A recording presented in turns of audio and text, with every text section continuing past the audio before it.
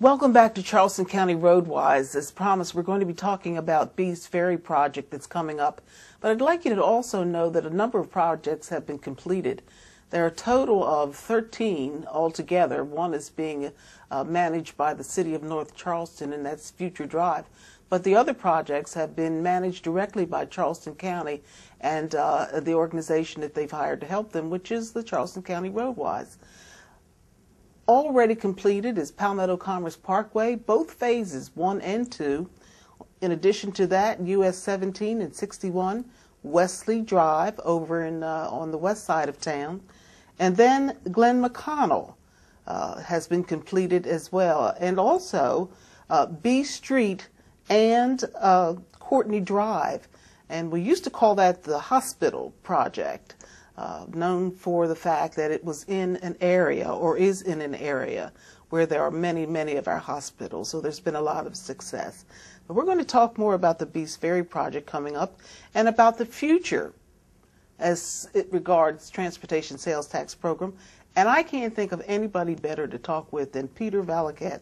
And he is our pre-construction manager for the transportation half-cent sales tax program, Charleston County RoadWise. That's a mouthful.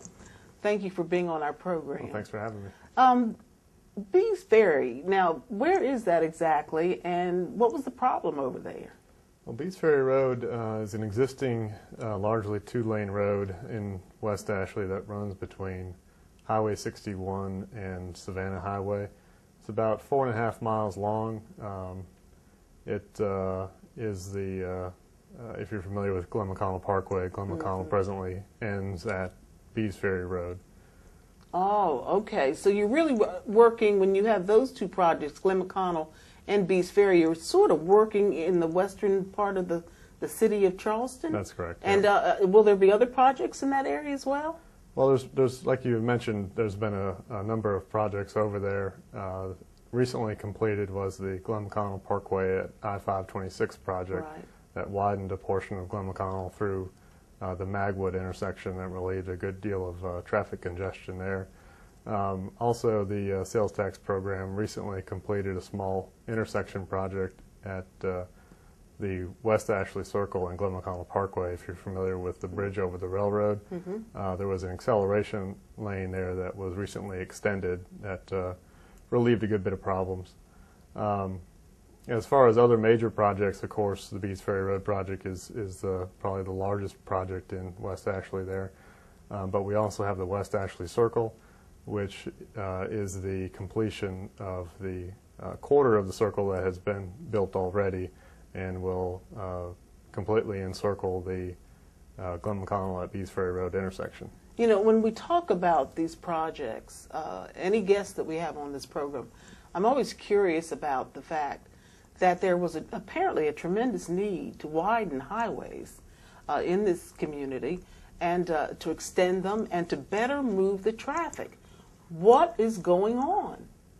Well, you know, as the population grows and people move into the area, you know, we've experienced a corresponding increase in traffic. So roadway improvements are the result of that traffic growth. You know, you have to improve the infrastructure in order to keep up with the demand. As people move out there and the volumes increase, the existing roadways are not, they don't have enough capacity to handle the traffic, and so you have to make improvements.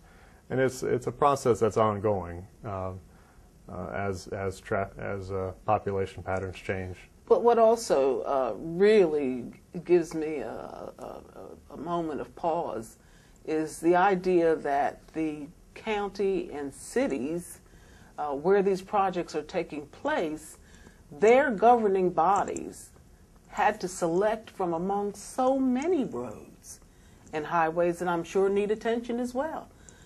But the money just wasn't there to do all of them. Well, how did you decide? Well, after the sales tax referendum was passed in November of 2004, the county undertook development of a comprehensive transportation plan that was guided through development by a number of public meetings, and it was completed in memory serves me right, early 2006. And that plan recommended a number of major projects to be funded through bond proceeds.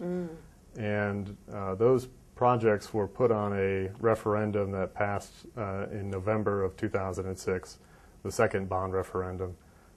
Bees Ferry Road was one of those projects. A number of other major projects were on that list, such as Johnny Dodds Boulevard, Future Drive, like you mentioned.